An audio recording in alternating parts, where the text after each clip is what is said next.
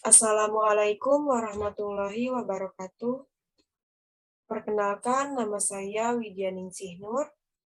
Di sini saya akan menjelaskan materi tentang carrying capacity, mata kuliah kebijakan pembangunan pariwisata.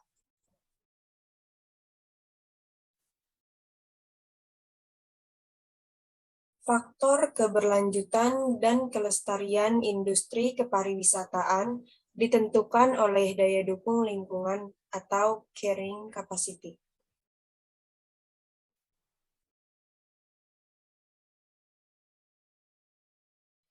Daya dukung lingkungan atau carrying capacity merupakan batas atas dari pertumbuhan suatu populasi, di mana jumlah populasi tersebut tidak lagi dapat didukung oleh sarana, sumber daya, dan lingkungan yang ada.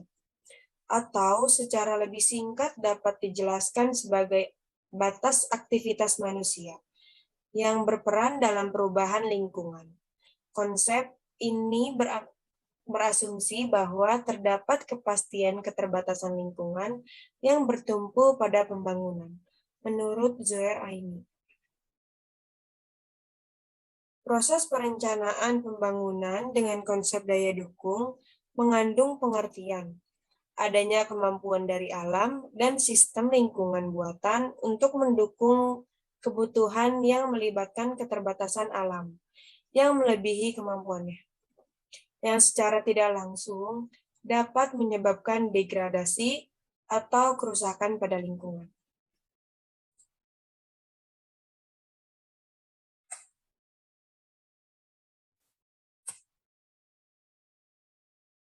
Carrying capacity dalam konteks kepariwisataan, yang di mana adanya suatu kondisi jumlah kedatangan, lama tinggal, dan pola pikir perilaku wisatawan pada destinasi yang akan memberikan dampak pada masyarakat lokal, lingkungan, dan ekonomi masyarakat tersebut masih terjaga dalam batas aman dan memungkinkan untuk keberlanjutannya bagi kepentingan generasi yang akan datang.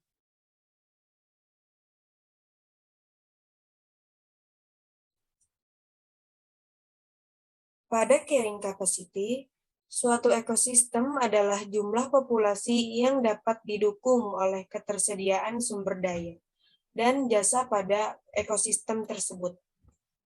Batas daya dukung ekosistem tergantung pada 3 faktor, yaitu yang pertama ada jumlah sumber daya alam yang tersedia dalam ekosistem tersebut. Yang kedua ada jumlah atau ukuran populasi atau komunitas. Yang ketiga jumlah sumber daya alam yang dikonsumsi oleh setiap individu dalam komunitas tersebut. Di sini ada pengertian sumber daya alam, yaitu semua yang diambil dari alam dan digunakan dengan atau tanpa melalui proses produksi yang meliputi air, tanaman, hewan, dan material alam seperti bahan bakar fosil, logam, dan mineral. Penggunaan sumber daya alam ini akan menghasilkan produk akhir dan limbah.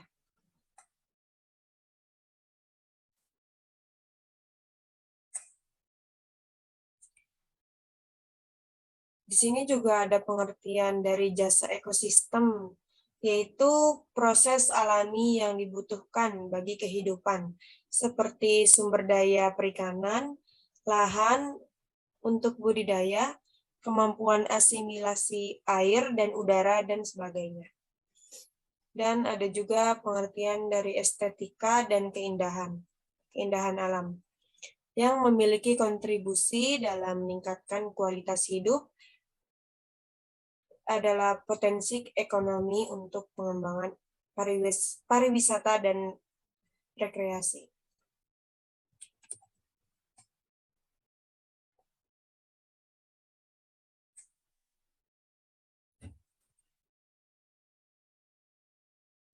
Selanjutnya ada dampak lingkungan pariwisata.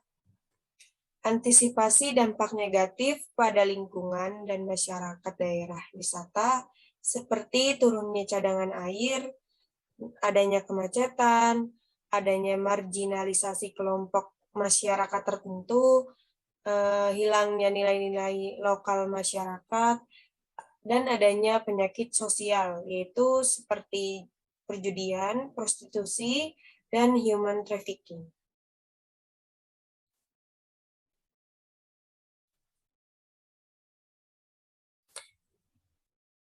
Dan juga ada dampak adanya pariwisata terhadap lingkungan. Itu ada dampak positif. Dampak positifnya itu yang pertama adalah mengkonservasi cagar alam. Yang dimana pengertian dari cagar alam itu merupakan konservasi yang dikelola oleh pemerintah pusat, oleh sebab itu menjadi wilayah konservasi yang perkembangannya dibiarkan secara alami. Maka kawasan cagar alam bukan menjadi kawasan yang dapat dijadikan sebagai objek wisata dan kegiatan komersil lainnya. Dampak positif yang kedua itu mengkonservasi situs budaya, karena situs-situs cagar budaya perlu dilestarikan dan dikelola dengan baik untuk melakukan upaya pelestarian dan adanya konservasi terhadap cagar budaya. Dampak positif yang ketiga adalah memperbaiki kualitas lingkungan. Dengan memperbaiki kualitas lingkungan di kawasan destinasi, maka akan menghindari suatu bencana, adanya bencana atau bisa mengurangi risiko dan kerugian, yaitu seperti banjir. Makanya diperlukan adanya pemahaman tentang lingkungan, tentang pengelolaan lingkungan yang baik dengan kerjasama semua pihak. Dampak positif yang keempat ada pengembangan lingkungan dengan suatu upaya dalam menata lingkungan di suatu kawasan tertentu untuk menjadikannya lingkungan di kawasan tersebut seindah, hijau, dan juga adanya penghijauan, penanaman pohon, dan lainnya. Dampak positif yang kelima itu perbaikan infrastruktur. Dengan adanya suatu destinasi wisata, maka masyarakat lokal akan merasakan adanya peningkatan infrastruktur seperti jalannya atau aksesnya itu diperbaiki menuju destinasi wisata. Dampak positif yang keenam yaitu peningkatan kesadaran lingkungan. Yaitu banyak masyarakat lokal yang nantinya akan sadar dengan lingkungan dan begitu juga wisatawan harus sadar dengan lingkungan yang didatangi.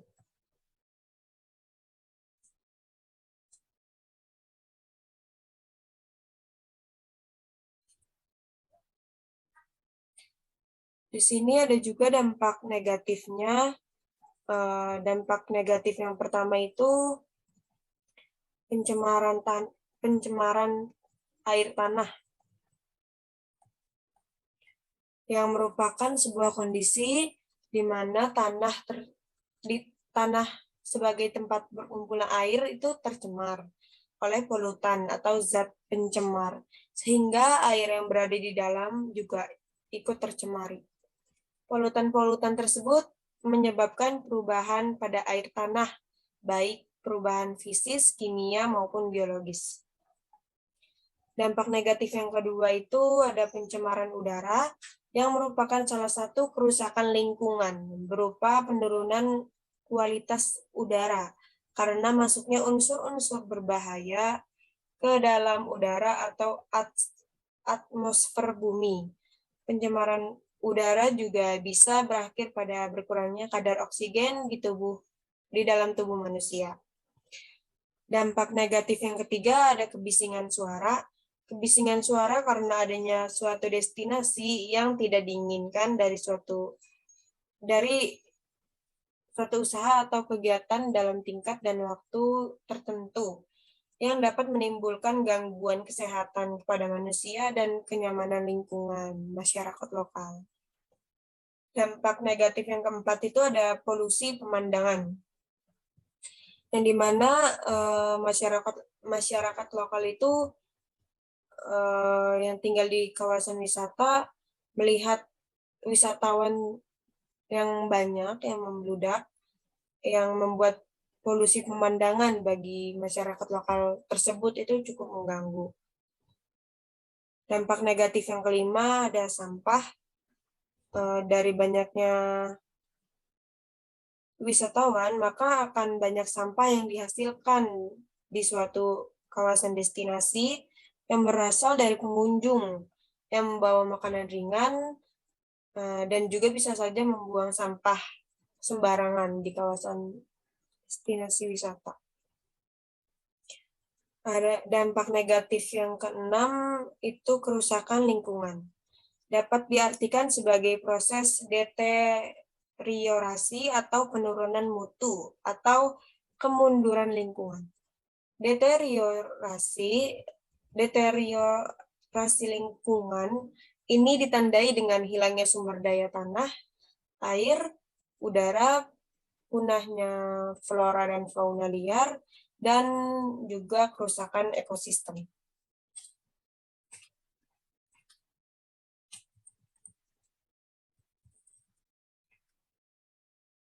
Dampak negatif yang ketujuh ada bencana, yaitu bencana itu suatu peristiwa yang dapat mengancam dan mengganggu kehidupan dan penghidupan masyarakat lokal yang disebabkan oleh faktor alam atau faktor non-alam, dan bisa juga faktor manusia yang bisa mengakibatkan timbulnya korban jiwa, kerusakan lingkungan, kerugian harta benda, dan lainnya.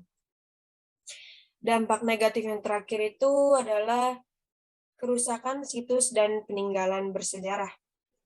Kerusakan sejumlah situs peninggalan sejarah atau kerajaan, yaitu bisa berupa tembok, candi, maupun benda bersejarah lainnya, yang akibatnya itu dari manusia itu sendiri yang usil terhadap peninggalan bersejarah.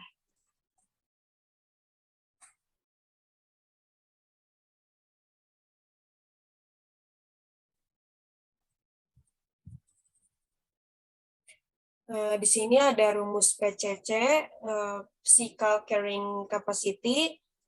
Rumus PCC itu gunanya untuk mengukur daya tampung kawasan dari sudut pandang lingkungan hidup.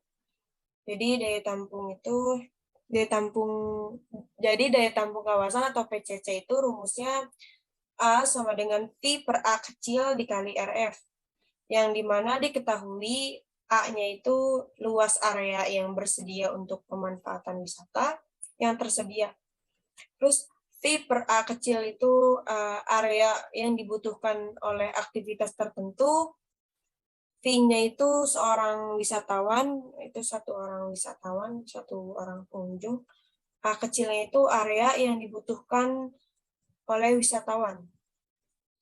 RF-nya itu faktor rotasi, yang dimana waktu operasional dibagi waktu rata-rata perkunjungan.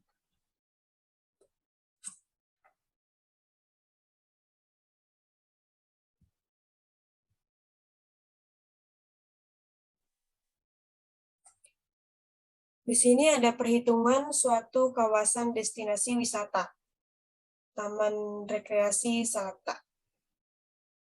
Taman Rekreasi Salakta ini memiliki luas area 102 hektar dan jam bukanya itu dari jam 7 sampai jam 9, jam 7 pagi sampai jam 7 malam. Jadi jam operasional itu 11 jam. Rata-rata waktu yang dihabiskan untuk berkunjung adalah 2,16 jam.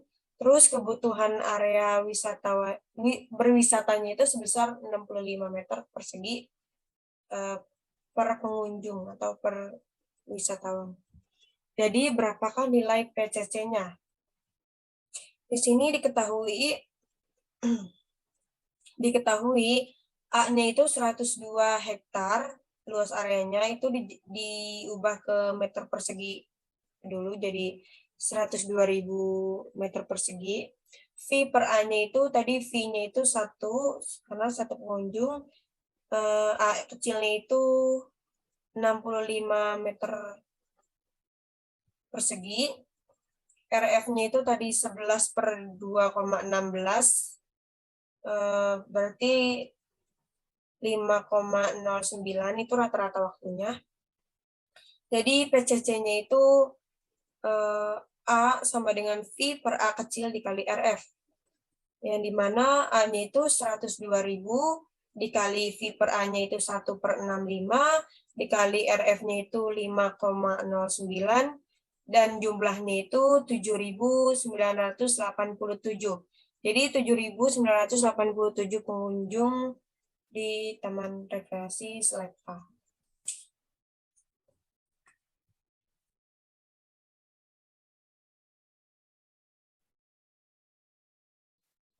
Di sini ada berita tentang Museum Angkut Malang yang mengalami lonjakan pengunjung, yaitu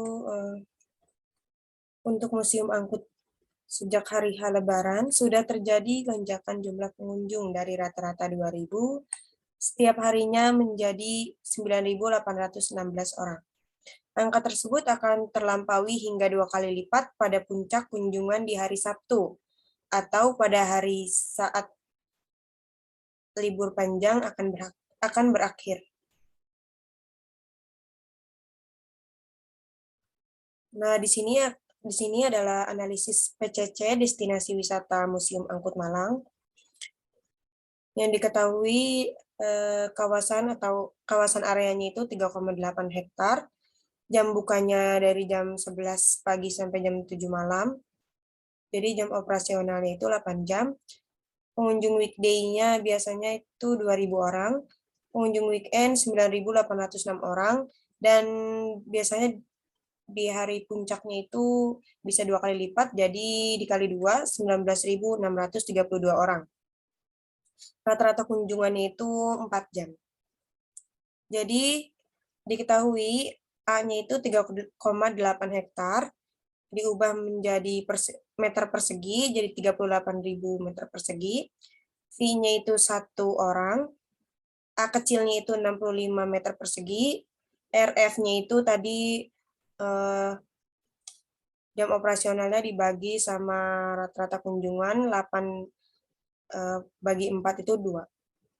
Di sini jumlah kunjungan maksimum Museum Angkut Malang yaitu PCC sama dengan A dikali V per A kecil dikali RF sama dengan A-nya 38.000 dikali V per A-nya itu 1 per 65 dikali RF-nya itu 2. Jadi jumlahnya itu 1.169 orang dalam waktu 4 jam.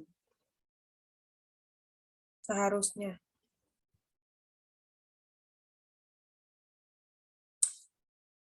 Menurut saya jumlah pengunjung atau wisatawan yang ada di Museum Angkut normalnya itu 1.169 orang dengan rata-rata maksimal kunjungan 4 jam. Jadi jika musim liburan datang, Museum Angkut akan memiliki potensi pemasukan yang sangat besar dengan banyaknya wisatawan yang datang. Tetapi pada saat musim liburan datang, maka akan banyak sekali wisatawan yang datang dan bisa saja merusak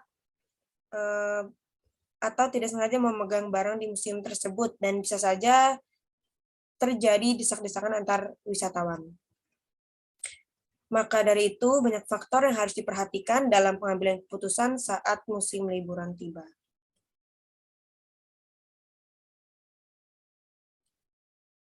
Solusi agar tidak melonjaknya wisatawan di kawasan Museum Angkut, yaitu dengan membatasi tiket masuk Museum Angkut per harinya. Yang kedua, menjual tiket secara online agar tidak terjadinya penumpukan wisatawan di area loket. Yang ketiga, menaikkan harga saat di musim liburan high season menjadi 2 kali lipat. Yang keempat, memberikan kebijakan kepada pengunjung bahwa hanya KTP yang tinggal di sekitaran Malang pada tanggal ganjil dan KTP luar Malang pada tanggal genap, agar tidak terjadinya penumpukan wisatawan. Yang kelimanya, membatasi jam masuk per orang hanya 4 jam saja, agar pengunjung lain bisa masuk juga. Yang keenam, jika membeli tiket di loket, maka harus melakukan pembayaran cashless. Nah, ini solusi agar tidak melonjaknya wisatawan di Museum Angkut Malang. Baik, sudah selesai presentasi yang saya berikan, saya jelaskan. Mohon maaf atas segala kekurangan. Wassalamualaikum warahmatullahi wabarakatuh.